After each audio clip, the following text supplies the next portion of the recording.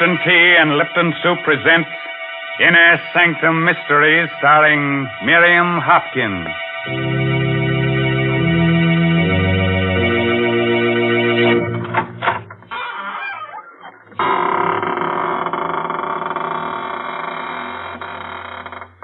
Good evening, friends of the Inner Sanctum. This is your host, Raymond, ready as always to provide you with your weekly ration of screams, gurgles, and blood.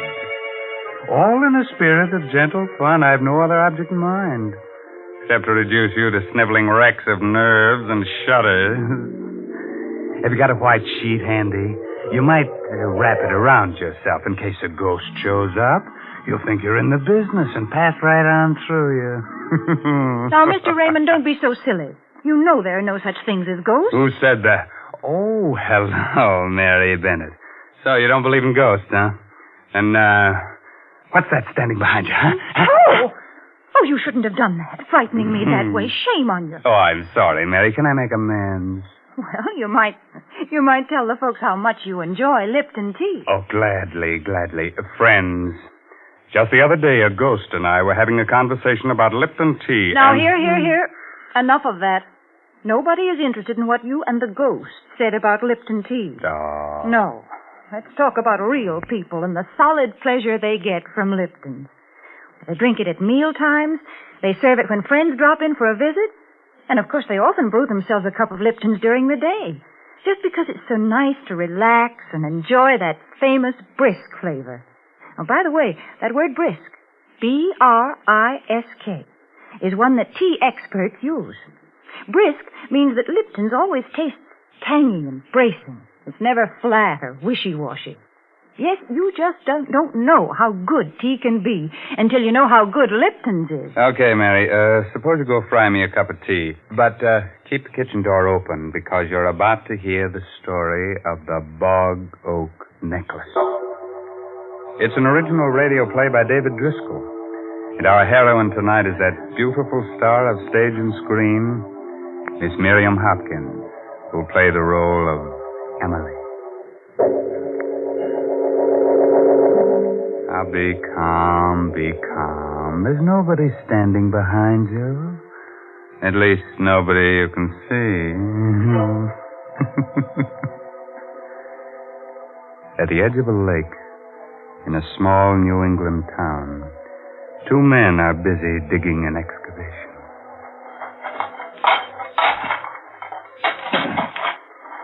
Must have been like a cave around here once, huh? Yeah, old Miss Bristow used to own this property before she sold it to this here city man who's building. Used to be a fine apple orchard right up there. And was all fine trees once. Well, let's dig. That's what we're getting paid for. Hey, What's the matter with you, Paulie? Look down there what I just hit with my shovel. Huh? Oh, bone.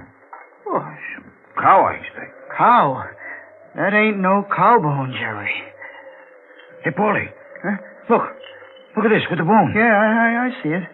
And you call that a cow bone now? No, I don't. This here must have been a graveyard once. This here was never no graveyard. The river used to come right up to here almost before the big flood. Before they built the dam. Hey, what are you doing? Get your coat and hat. You bringing that with you? Of course I am. Hat and this. Yeah, but there must be a skull here, too. Of course there must be. But we don't have to look for that, Polly. That ain't our job. Come on.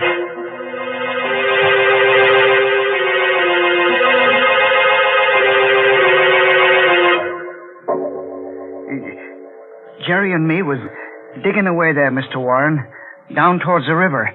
And all of a sudden, Jerry kind of yelled. And when I asked him what's the matter, he shows me this leg bone. So I looks, and there's the skeleton right at his feet. I see. So I figure you being the county attorney here, you're the man who ought to know first. Yes. Now, this place by the river that you're talking about, it's the land that city man bought to build a home on? Yeah, that's right. He bought it from old Miss Emily Bristow. And then we found this, too, around the, well, I guess you'd call it the neck. That is, where the neck would be. Anything wrong, Mr. Warren? Where did you say you found this bow and this necklace? Well, Jerry and me is making a trench for a water pipe, and we're digging where the old riverbank used to be. Right near the river edge. Leave the necklace with me. If I need any more help, I'll get in touch with you. That's all. Yes, sir. 40 years. 40 years. Emily Bristow.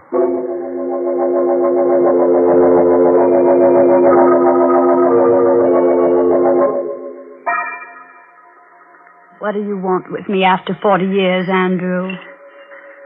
Look, Emily. Well, these are old woman's eyes. Look closer. Take that away. Take it away. The Bog-Oak necklace, Emily. Do you remember? Presented to Miss Emily Bristow on her 24th birthday by Andrew Warren. Where did you get it, Andrew? It was found at the river edge on the property you've just sold. Daisy. Daisy. It's come back to us, Emily. After all these years. It's come back to us. The Bog-Oak necklace. The necklace that meant the death of your sister, Daisy.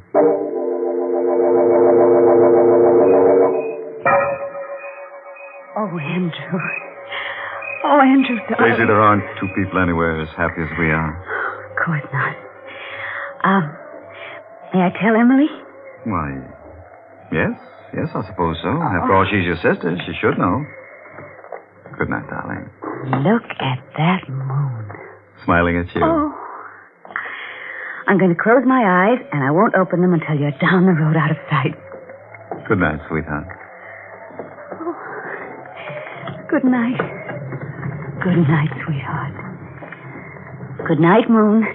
Oh! Young ladies shouldn't stand staring at the moon that way. Oh, Emily. You frightened me so. Did I? You had a nice drive with Andrew in the moonlight, I hope. Mm-hmm. Emily. Andrew. Yes? Andrew and we're... Oh, darling. How will I ever stop my heart from beating so? I can't... Let me say it for you. You're engaged. There you are. It was easy, wasn't it? For you? You've no idea how easy it was for me.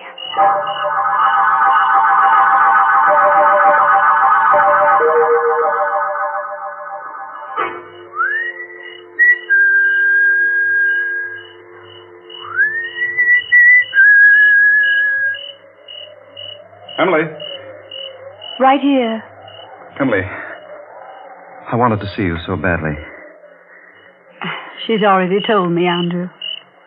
Emily, I want you to understand about this. I know how this must hurt you. You've got to break it off. You've got to. You can't marry her. Andrew, listen to me. Please. Please marry me. I beg you. Emily, we must be sensible. I beg you. If you love me, Emily, you must let me do what I feel is right. I can't let you marry Daisy. You're mine. I must have you. If not me, Andrew, no one. No one else at all. It's too late now. Forgive me. I'll never forgive you. And I'll never let you go. Emily. Never. Never. Never.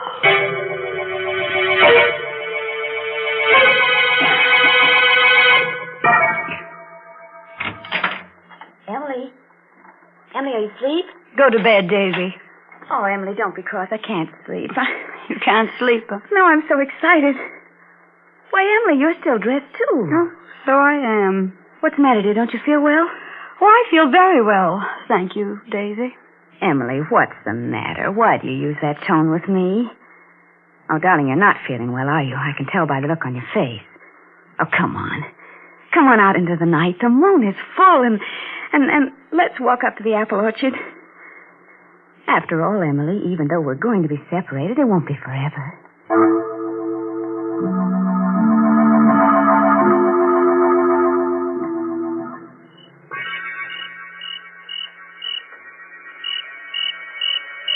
Aren't you afraid to be out here at night? Afraid? Afraid of what? We are at the end of the apple orchard. There's the little patch that goes down the river. I think you'd better go back now. I go back? Well, what'll you do? I'm going to stay here. I wouldn't dream of going back to the house alone. I thought you weren't afraid. All alone? Of course I'd be afraid all alone. Daisy, I don't want you to marry Andrew. Emily? You know what you've just said? Certainly. Why, Oh, Emily, I'm surprised at you. Well, you're jealous. That's right.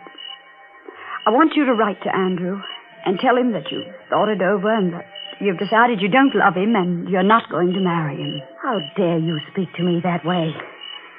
Now get out of my way. I'll never talk to you again as long as I live. Have you thought that you mayn't have very long to live? Emily! Emily, I'll scream. No, you won't scream. You won't scream at all, and do you know why? Down in that little pigeon heart of yours, you're frightened. Frightened? Let go of my arms.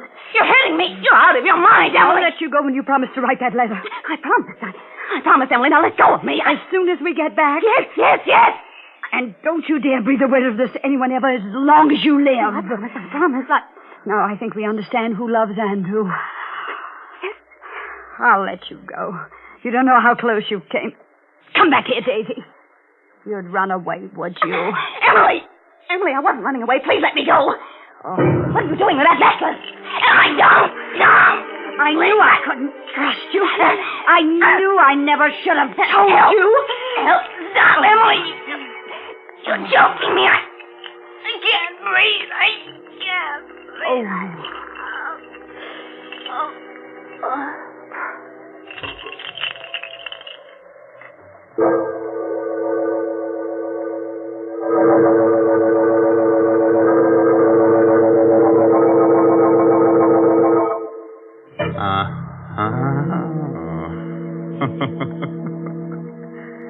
Well, girls will be girls, I suppose. That's kind of pity about little Emily, though. Just think what a wonderful hangman she'd have made if she'd been born a girl. Kind of cute, huh? Being taken for a little swing by a girl. What a terrible woman she is, Mr. Raymond. Oh, now, listen, I like Emily. She's so inventive. Most women will do anything for a necklace, but only Emily knows what to do with a necklace. Now, please. You know very well that the only thing you can do with a necklace is wear it. Oh, yeah? Well, the only thing you can do with Lipton tea is drink it. Well, what's wrong with that? And, Mr. Raymond, maybe you don't realize how often folks do drink Lipton tea. Why, it's the perfect beverage for so many occasions. And that's why it makes sense to have a good supply on hand, to buy the larger, more economical size packages. And it is more economical that way, too. Oh, yes. It's wise to have a large size package of Lipton tea on your shelf because that well-known brisk flavor, that bracing, full-bodied taste, makes Lipton's always welcome. That gives me an idea. Maybe we should have had Emily and little Daisy talk out their quarrel over a cup of Lipton tea. Oh, man, that'd be chummy. But it's too late now. Daisy is stretched out on the ground with a Bog-Oak necklace twisted tight around her neck. She's not sleeping now. She's just dead to the world. So, let's get back to our star, Miss Miriam Hopkins, who plays the role of Emily. Daisy, get up. Get up this minute and stop teasing me. You're not hurt that bad, and you know you're not. Please get up, Daisy. You're frightening me. Daisy. Daisy, you're acting just as though you were dead. I am dead, Emily. You murdered me. You strangled me with the Bog-Oak necklace. You see, you wouldn't be talking to me if you were dead. You've killed your own sister, Emily, because you were jealous. That voice, that's Daisy's voice. But your lips are not moving. How can you be speaking to me, Daisy, when your lips are not moving? They'll find me here in the orchard with your necklace around my neck. And they'll know you did it. And they'll punish you. You'll never be allowed to marry Andrew. I will marry him. I will. Oh, what am I saying? Who am I talking to? Somebody's speaking to me with Daisy's voice. And all your life I'll be speaking to you. Just like this. Because you murdered me with the Bog-Oak necklace. I must do something. I must get some help. Somewhere I must get some help. She can't be dead. I just pulled the necklace a little bit, not tightly at all. You pulled it very tightly, Emily. Look at my neck and you'll see. You'll see how tightly you twisted the necklace. Stop it. Stop talking to me. I'll never leave you, Emily. Never as long as you live. You are dead, aren't you? I murdered you. Something dreadful will happen to me. I've got to do something. What can I do? The river. I'm near the river. Stones, yes. With twine. Strong twine wound around the stones, and I could tie the stones to her, and I could throw her into the water from the crag on the hill, and the stones would make her sink to the bottom, and then she'd never come back. Never. And who would know? You know, Emily.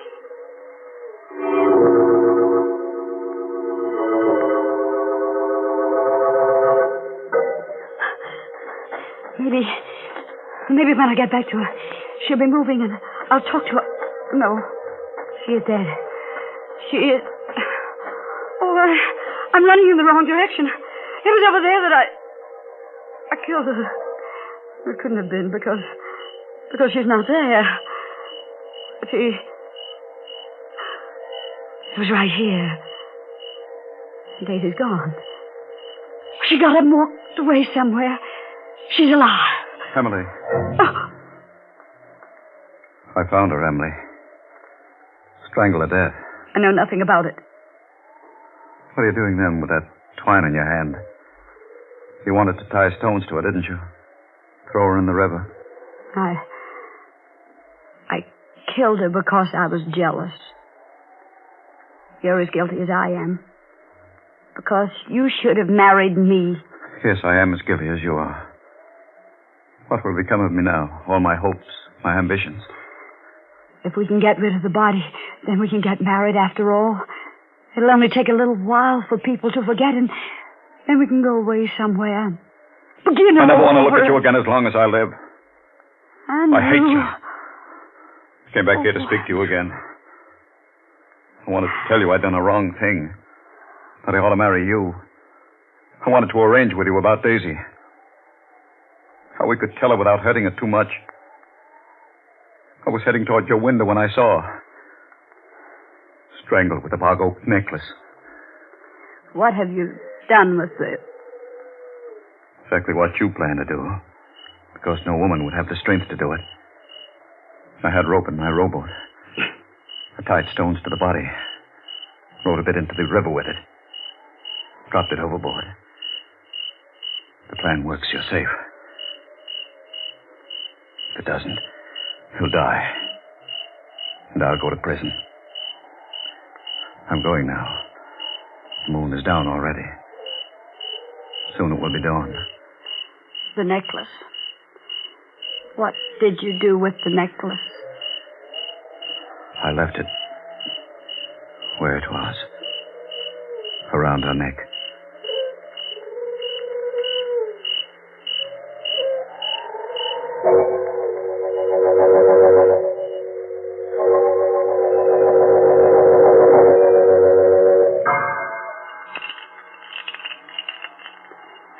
That sound, the sound the necklace makes. I have heard it every night for 40 years. 40 years. Now she's come back to us. To me. Tell me, Andrew, Where was it found? She's been there, at the bottom of the river all this time. Oh. During the flood last year, the skeleton must have been swept into that old sewer. Twine probably rotted away a long time ago. That's the only explanation I can give. Watching. Down there at the bottom of the river, watching. I'm going now, Emily. It's probably the last time we'll ever see each other. I'll leave the necklace with you. It was to you I gave it 40 years ago. Emily. What's that? What? The voice. Her voice. I'm going. Don't leave me, Andrew. Don't leave me. He'll leave us, Emily. He'll leave the two sisters alone. Together. Andrew. We're alone now, Emily. Just as we used to be. You and I and the necklace. No. Come, Emily, let's take a walk as we used to. In the old apple orchard. No. Come. It's getting dark. No, I've not been near that orchard in 40 years. Come, Emily. With me. But I'm old. No, you're young. As young as I am. Come with me. We'll tell each other little secrets, won't we, Emily? Just as we used to. Yes. The crickets will be chirping and the moon coming up. All as it used to be. Yes. And you'll be wearing your necklace. The Bog-Oak necklace that Andrew gave you when he thought he loved you instead of me. You'll wear it the way you used to when you'd steal up there to the orchard to meet him. Remember? When he used to roll to the bottom of the hill and wait for you, and you could stand in the orchard until you heard him whistle. Yes. Emily. Yes. You've forgotten something. Forgotten. The necklace. The Bog-Oak necklace. Oh. Wear it, Emily. Dear Emily. Wear it.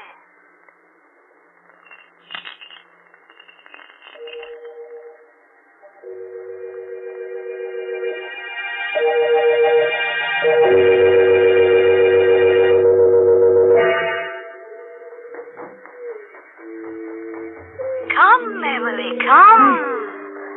I can't run as fast as I... Come, Emily, Yes, dear. come. He's waiting. Yes. Listen. Oh. Andrew's whistling for you. Answer it, dear. Go on. I can't whistle. That's strange. You must run faster, Emily, faster. Oh, you must run so much faster. Through the apple trees, bending beneath the branches. He may not wait.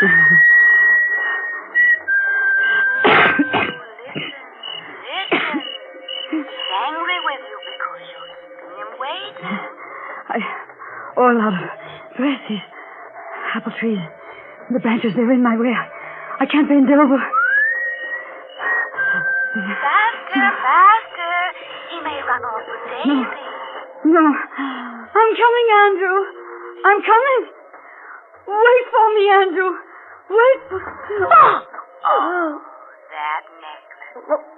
Emily, you caught it in a branch. Turn around, Emily. Turn around. And loosen it. Turn quickly, Emily.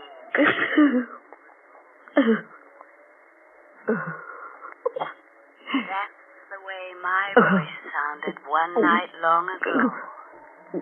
When I wore the Bog-Oak necklace.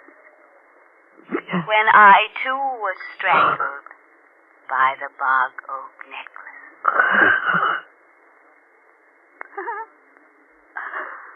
Come, sister. Come. It's so cool here in the river.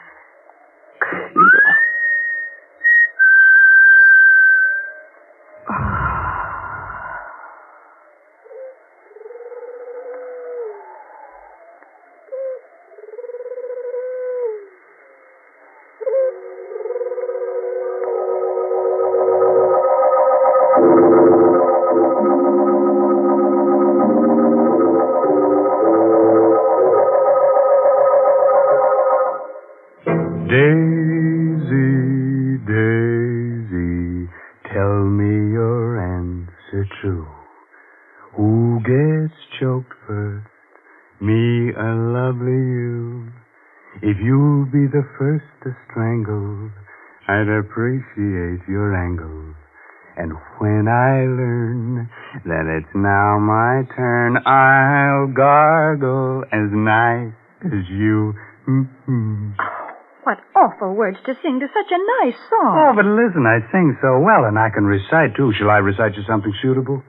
Say a Mother Goose rhyme, huh? Mr. Raymond, you don't know any Mother Goose. Is that so? Well, I know one that you love. Listen. Polly, put the kettle on. Polly, put the kettle on. Polly, put the kettle on, and we'll all have tea. Well, that's fine. Only I hope Polly makes sure that it's Lipton tea. Naturally. But I suppose there's little doubt that she'll use Lipton. Because, after all, more people drink Lipton tea than any other brand. The reason for that is Lipton's famous brisk flavor. Yes, Lipton tea is never flat or insipid. It always tastes full-bodied and vigorous. And, well, I guess it's all summed up by that word brisk. Yes, folks, brisk is the word that the tea experts use when they talk about Lipton tea. So try it real soon, won't you?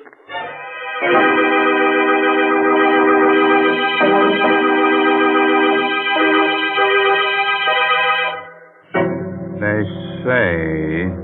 Of course, I just tell you what the gossip is in the morgues I visit.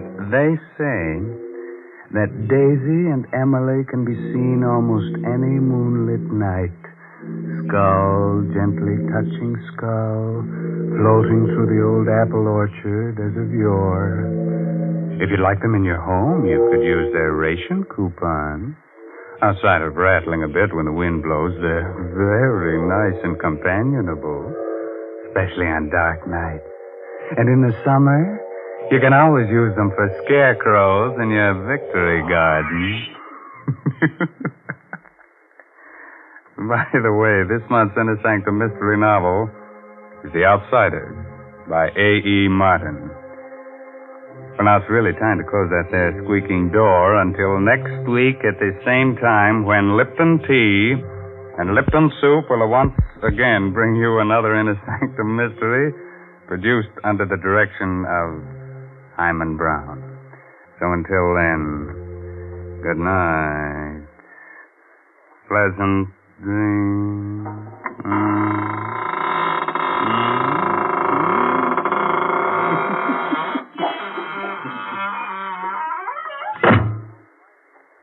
Folks, I wonder what our grandmothers would have said if they had heard about Lipton's noodle soup. I'll bet they wouldn't have believed it possible that a delicious chicken noodle soup could come ready to make in an envelope. But if they'd tasted Lipton, they would have agreed that it has an old-fashioned, homemade flavor, that it tastes just like the kind of chicken soup they used to make themselves. And Lipton is economical, too. It costs less and makes more than canned soups. So, folks, be sure to try Lipton's Noodle Soup. And be sure to tune in next Tuesday night for another Inner Sanctum Mystery. This is CBS, the Columbia Broadcasting System.